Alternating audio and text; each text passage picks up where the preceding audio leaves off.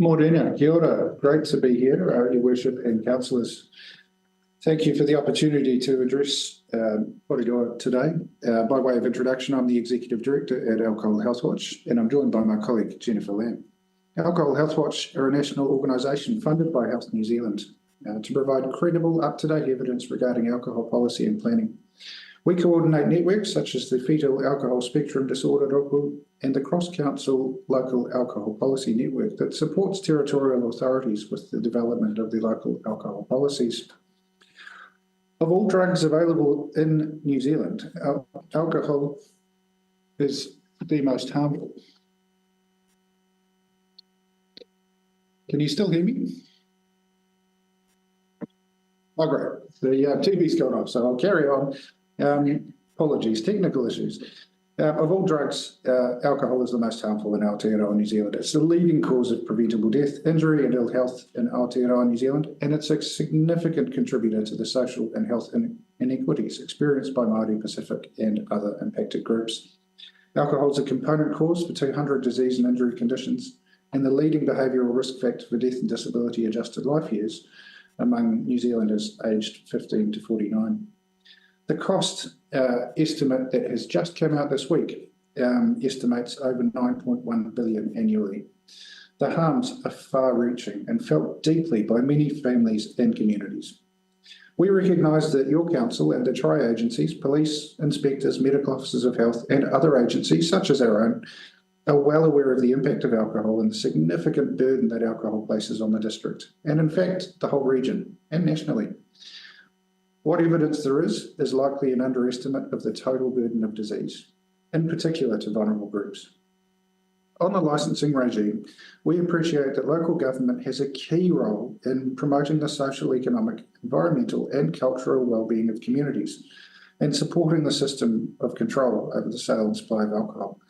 The licensing regime is an important component of the system of control and a part of a package of measures such as the local alcohol policy, alcohol ban bylaws, for example. When used comprehensively, these can create safer environments and significantly minimise rates of hazardous drinking, subsequent harm. It does come at a cost. I've managed a district licensing agency myself in the past, and I know that running a district licensing agency or district licensing committee and licensing inspectorates can be expensive. The Sale and Supply of Alcohol 2012 envisaged full cost recovery. We really support your council's development of a specific bylaw to cover the actual costs of licensing for Porirua, as far as is allowed.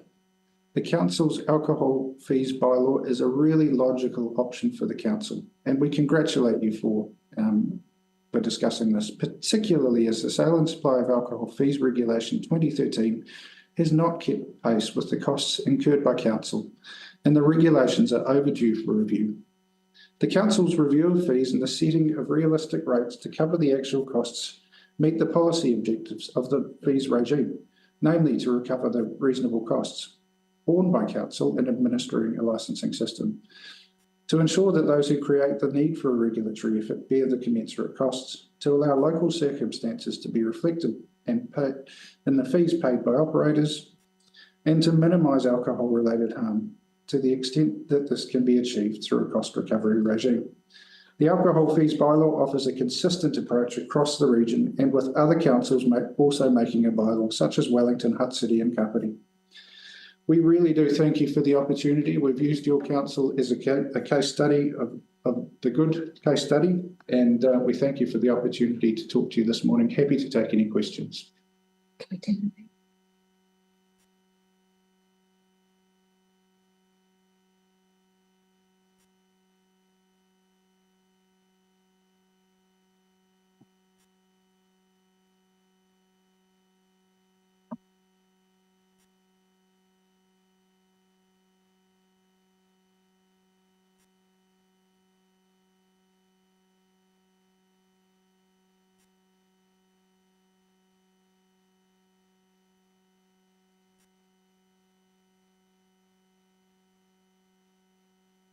That's a really good question, Councillor. Thank you. There's a range. Some councils have put or worked with, for example, Auckland Transport have banned alcohol advertising on buses. It's not council itself up here. It's a bit complicated in Auckland, but it's very transferable. Nelson had a policy of banning alcohol sports sponsorship at stadiums. Many councils have alcohol harm reduction strategies, and we would be very happy to work with yourself or council officers if you wanted to look at that. There's 67 councils, so I don't want to go through a very thorough answer, but really happy to talk to you and give you some more information.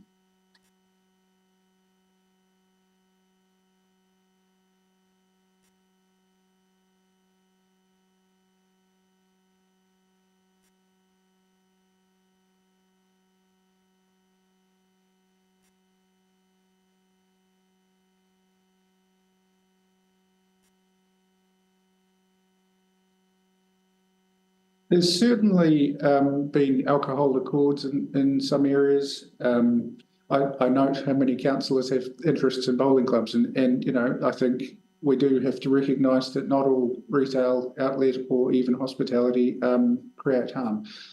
So I think you can work with really good operators to further reinforce what actions can be taken, and licensees and people involved in the industry can be a part of local initiatives. We also recognise that the LAP is being reviewed in 2023. Would be. Or would be. So, yeah.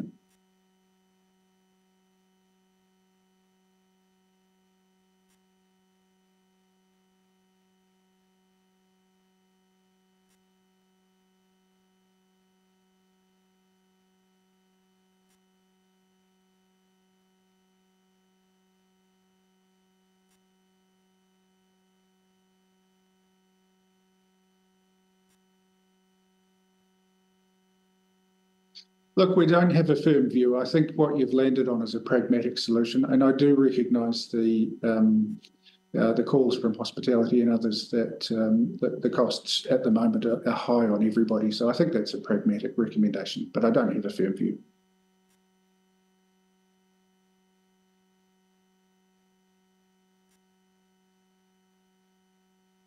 Thank you. Kia ora.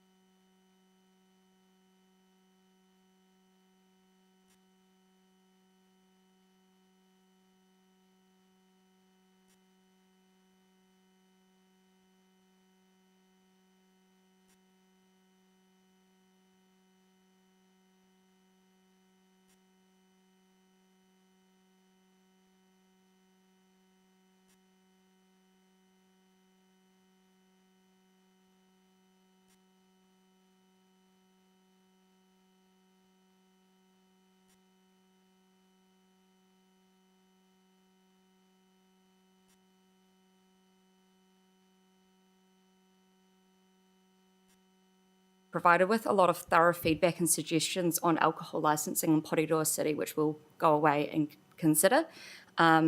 Based on the feedback that we received through those submissions, the Chief Financial Officer and the General Manager of Finance have revised the overhead costs of alcohol licensing in the previous financial year and adjusted those predicted costs for this financial year. Those are reflected in the report. These are shown in attachment 3. We've also provided the previous calculations so you can make the comparison and see the difference between those two fees tables. Basically, instead of cost recovery being achieved by raising fees by 428% across 3 years, this can now be achieved by raising fees by 248%, and if the recommended option is agreed to today, this increase would be spread over 3 years. To provide better reassurance to both members of the committee, business owners and the public, we have also suggested that if the bylaw is implemented across 3 years and is approved, a paper will be brought back to the committee July or August next year ahead of the second year fee increase, just to ensure that we're providing the clear communication that the cost recovery ambitions are being achieved appropriately. As we revise the fees, we additionally recommend that the implementation start date begin on 1 October rather than the originally intended start date of 1 July. This will allow staff the appropriate time to make updates to the systems, and it will also allow time for business owners to adapt to changes. We just want to hand over to Jim to provide a little bit more information about the updated overhead costs and to answer any questions regarding those, and then we can come back if you've got any more questions for me. Cool. Thank you. Over to you, Jim. Thanks, Chair. In brief, after reviewing the overhead allocations, I asked my CFO to take a more global view on the allocation. Overhead allocations haven't been reviewed for quite some years in Council, and that's something on our work program this coming year. When we looked at the individual transactions in the ledger against the overheads originally, I couldn't say that I could explain them or fully get to grips with them. So we did effectively identified the total overheads across Council, looked at the total equivalent, full-time equivalents, and did an assessment based on FTEs, and we came to a multiplier of around about 0.9 to 1.1, and we settled on about 0.93, which is in the paper. Cool, thank you very much. And I'll note that it was a theme in some of the submissions that we have another look at those overheads as well. So thank you very much for doing that work. I think that's a really good initial step. With that, I'm going to open the floor to discussion. First of all, I've got Councillor Hayward.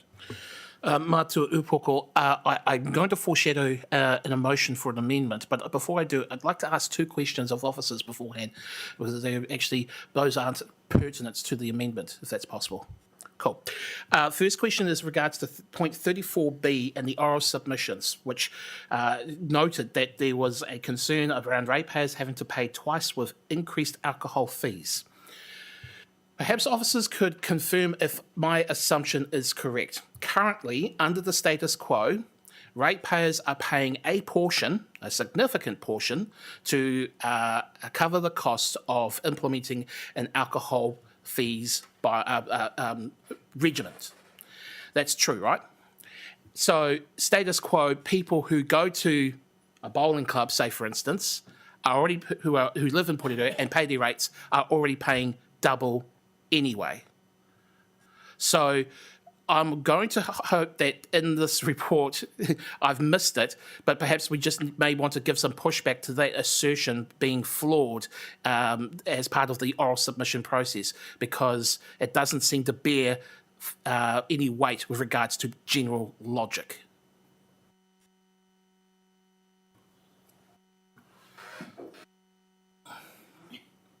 Sorry, Graham will be a better explainer of this, but it's impossible to pay twice for the same thing. Graham will give you a more transactional and exact description of why that is true. Thank you, and through the chair. When we set rates, what we do is we first look at the costs of council. So what are the costs of delivering our activities and our services and levels of service? Second, we deduct what fee revenue we get. The remainder we recover by rates, because we are a nil, basically, cost recovery. Does that answer the question? It does. I just wanted to make sure that we had that on the record in terms of our positioning around it, and in the hopes of there being firm pushback to this assertion that was made by submitters. My next question is a more general one, and it is around the time frame beyond I assume we will implement this regiment based on the votes later on today, how we will communicate this. I assume that we will write to all of the current licence holders, off-licence and on-licences, and we will update our website. Could I get a sense of any additional work officers are doing to ensure that we are, as part of a proactive relationship with those licence holders, talking to them, doing any additional work and engagement with them? Thank you for your question. Through the chair, we're required to place a public notice in the Kapimana newspaper for any changes in our bylaw or the implementation that will go through, if voted to go through, for the 1st of October. Our licensing inspectors work really closely with our licensees currently through the application process and through monitoring, and are able and have agreed to communicate and help licensees where they need for these changes. Okay, thank you for the answer.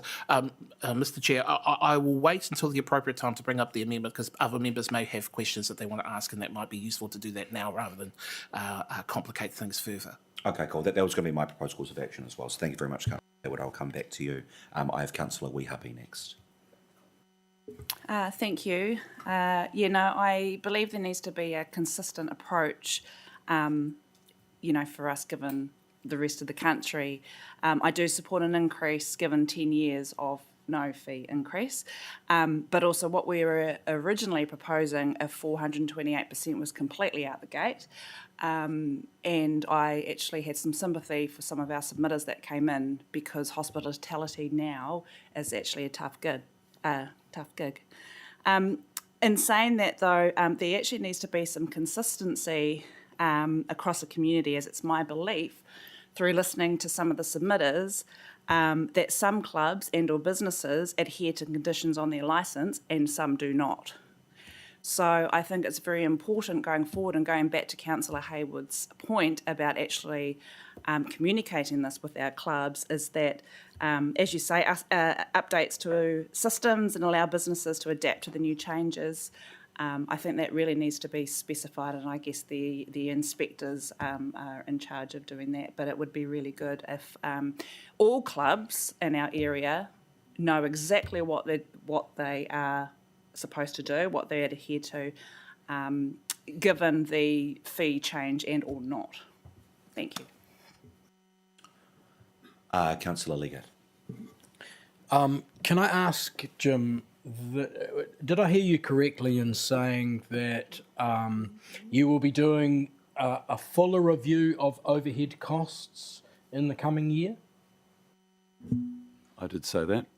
And so they would be reflected in the paper that comes back to us next year. I'm just anticipating your amendment, Jeff, in terms of I'm thinking that, we haven't moved the amendment yet, but I'm thinking that, we will have a much firmer view of what actual overheads are, and so we would be able to actually reflect those in the costs. So, it may not be necessary to go ahead with your amendment. You understand where I'm coming from? Yeah, okay. Okay, fine. I don't have anybody else lined up for questions at the moment, so with that, I'll come back to you, Councillor Hayward, for your amendment. Thank you, Matua Upoko. I'm proposing an amendment that, having talked, councillors will remember when back in February we looked to take this policy out to consultation, and my concern about hitting that limit where we are unable to take more money in than the cost of operating the service. We are legally prohibited from doing so. And rather than try and make a motion on the fly during that meeting, I felt it was important to let the public have their say first and for us to come back. So I had foreshadowed at the time that I was looking at a potential amendment. This is what that is about. I have sent this around to councillors, so they will be via email, so you'll be aware of it. And I wanted to thank the officers as well for so quickly being able to give a revised table of the fiscal impacts for those licence holders as well. Chocky fish for them. The amendment is that Recommendation 3 is amended to the following. Agree to recommend the Council to adopt the proposed alcohol fees bylaw with the option of cost recovered achieved over 3 years and with the intention of 95% cost recovery. I'll wait for the seconder before I carry on. Cool. Mayor Baker seconded that. Thank you. Thank you very much, Mayor Baker. And just noting to councillors, the proposed amendment is up on the screen now. I think it should be reiterated that I, like Councillor Weehappy before, and I think the submitters have also agreed that we do need to move to full cost recovery as a as a prudent measure of providing our legal responsibilities to enforce the rules around alcohol consumption and the licences here. I also want to acknowledge the work of officers who have listened to submitters and have sharpened their pencil. They've given a great deal more detail, which I'll talk when we get back to the substantive, whether this motion passes or not.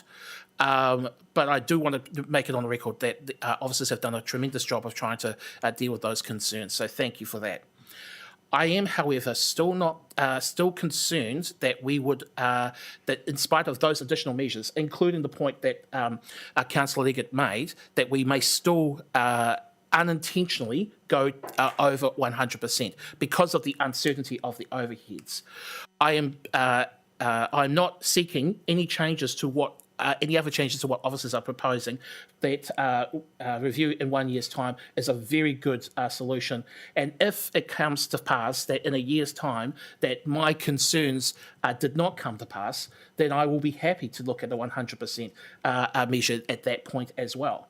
But I am just mindful that there's just some uncertainty that I have not been able in my own conscience to resolve. That would be the rationale behind this. So 95% isn't 100%, but it's pretty close, and it's certainly better than what status quo is. Kia ora. Cool. Thank you very much, Councillor Hayward. I might initially invite, I'm not sure whether it will be Ange or Jim, to speak to the concerns raised by Councillor Hayward, and then I'll open the floor for questions. Thank you, Councillor Hayward, and thank you through the chair. The table that we've created from our estimates of the past 7 years, costs are increasing.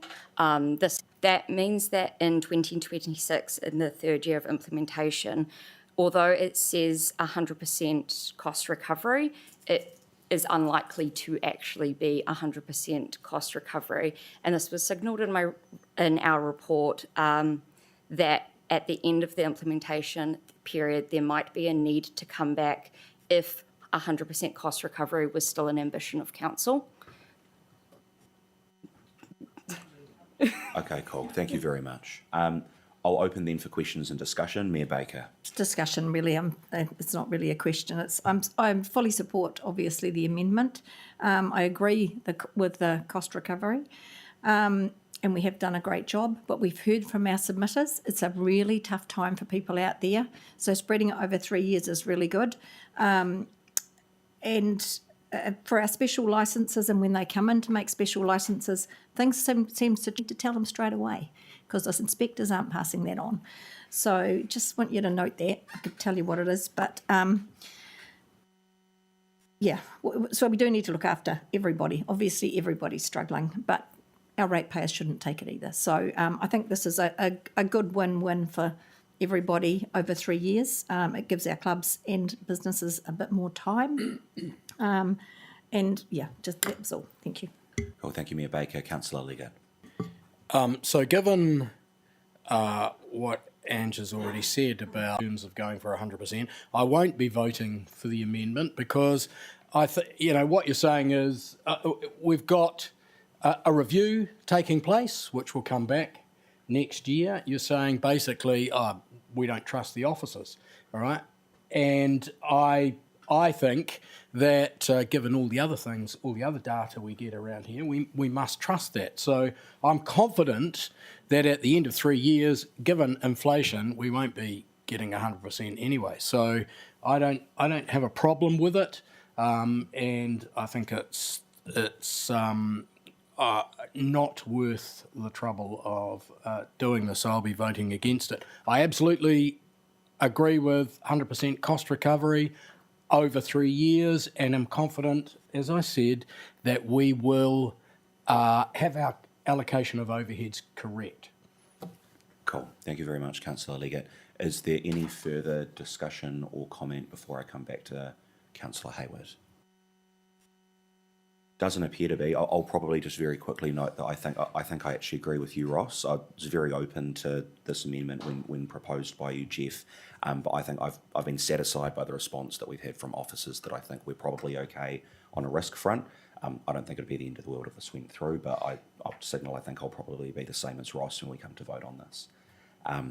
with that, I'll come back to you, Jeff, for the final say on this. Just quickly to say that my motion should not be seen in any way as a rebuke to officers with regards to the production of the data. If anything, as I said previously in the introduction of the amendment, they have been nothing but actually quick in terms of being able to furnish me as a proposer of this amendment with what the fiscal impacts are. So again, I want to just make that clear. Secondly, that being said, and has been relayed by Councillor Leggett in the concerns of the point that we may not achieve 100%, even if that is our goal at this point in time, it would be axiomatic to think that what we are talking about with regards to the difference between 95 and 100% to be merely obiter. And I'll leave it there. Kia ora.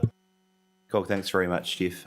So with that, I'm going to put this amendment to the vote, just clarifying we're voting here on whether or not to adopt the amendment. So there's potentially some votes going each way, so probably easiest just to do this by show of hands, I think.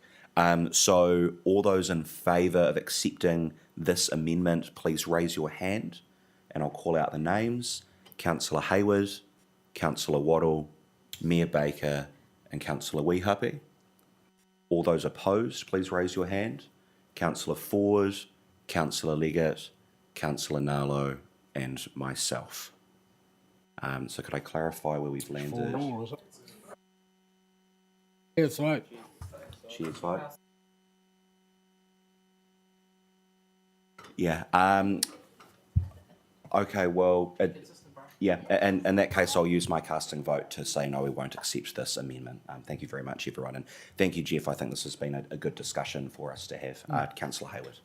Thank you, Mr. Chair, and thank you for our colleagues who voted on that issue. Didn't get the win this time. That's fine. In a year's time, we will potentially talk about this. And it is on this point that I want to give comments in regards to the substantive.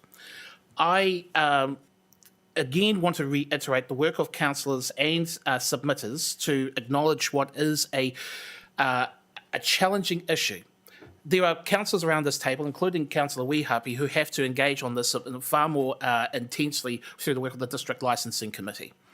And enforcement of the rules that have been put by this council and the Licensing Committee in the issuing of those licences is where I think the future lies in terms of further improvements to reducing alcohol. The Mayor's comments that we have to be far more proactive in our communication, the role we play in communicating with licence holders as well. So I'm putting that issue, and I think that what I would say right now is to foreshadow perhaps a potential direction of travel for the review in a year's time. Not merely to just look at whether or not the cost recovery is working, but rather to look at whether or not this council can introduce an adapted regime.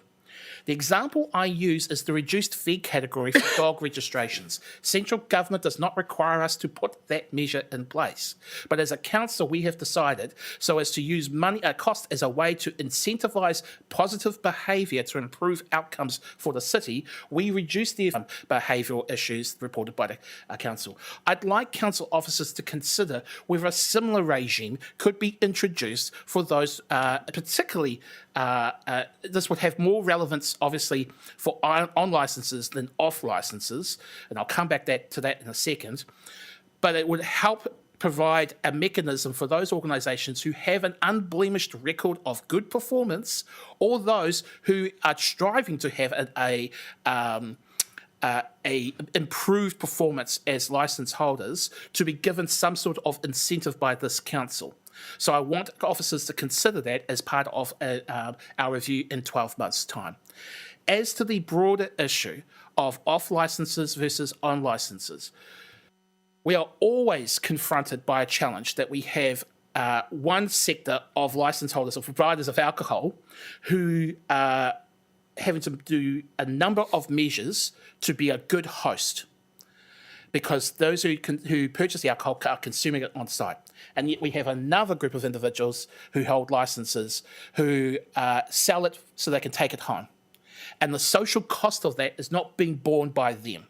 And that for me is an inequity, especially when I would argue that the preponderance of volume is in the off licenses than it is in the on licenses. That is an issue that I think we will need to, as a council, wrestle and advocate along with other like-minded councils with central government as well to deal with that particular challenge locally. With that, I am in support of the motion. Kia ora. Thank you very much, Councillor Hayward. Are there any further comments from anyone? Mayor Baker. I agree with Councillor Hayward. I wondered about the people who are selling, obviously, for people to take it home and drink, how we can get around, so that's obviously the off licenses, the supermarkets, everybody else. And then they just go into our city centre and stand there and get drunk and drink it, and causing more and more harm. Hard to get the police to come down and tip it out because they're really busy, but it's happening more and more often in our city centre. Getting really frustrated. I wonder how we can fix that. Yeah, thank you. We are in the process of doing the alcohol policy review, and that is an opportunity for councillors to consider that issue in terms of opening hours and things like that. So looking at Nick, that is coming to us shortly, probably in a month or so. It is in about 4 weeks. You'll have that paper. All right. Very good. I believe that brings us to the end of our conversation on this. So just before we vote, or just because we've had an amendment discussion, I'll remind everyone exactly what it is that we're voting on here. It's the recommendations that we received the report on the oral submission and that we agree to recommend to Council to adopt the proposed alcohol fees bylaw with the recommended option of cost recovery achieved over 3 years as provided in the attachments, and agree for officers to present a report in July-August 2025 with updated alcohol licensing figures for Porirua City ahead of year 2 of the fees being implemented. Aye. Opposed? That is carried. Thank you very much, everyone. We're going to move through now to item 7.2, the proposed temporary road closure. I'll move this report to open it for discussion. Councillor Hayward, seconded. You can go straight into questions then. Does anyone have any questions or comments on this item? We'll move through to item 7.3, vacant land, empty derelict buildings update. I will move the report to open it for discussion. Good morning. Thank you, Chair. Just as an update, we have not heard anything further from 17 Harden Place. We've had no further correspondence. I think the report itself is fairly self-explanatory, but I can answer any questions if anyone's got any. Cool. Thank you very much, Graham. That's good to know. I'll come first to Mayor Baker and then Councillor Hayward. Thank you. This is really good. I wondered about the derelict land where the buildings come down, like Cannons Creek, for example, those sort of places, and it sits there really messily. Is this going to include that sort of thing? It will do, yes. We didn't identify any, but if there is, this was the first time when we did a tour around the... Oh, okay, we've all been complaining about that for a long time. Yeah. So you might want to check that one out. Thank you. Councillor Hayward. Thank you, Mātua Upoko. He Pātai. I am just trying to understand, there's a fiscal impact in regards to the... differential. The derelict vacant land differential was 4.5, and that's through the discussion we had last year on the rates review. We set that 4.5, which is consistent with Christchurch City and Wellington City. One additional sub. Do either of the property currently? I'm not aware of that. Sorry. Okay. No more questions. Any further questions or comments from councillors? Councillor Waddle. I just note in the report for both properties under the recommended options that the property will remain in the derelict building general rate until improvements to the property are made or advised in writing to council. Does that then come back to us as a committee to be voted on, the same way we're voting to put it into the category?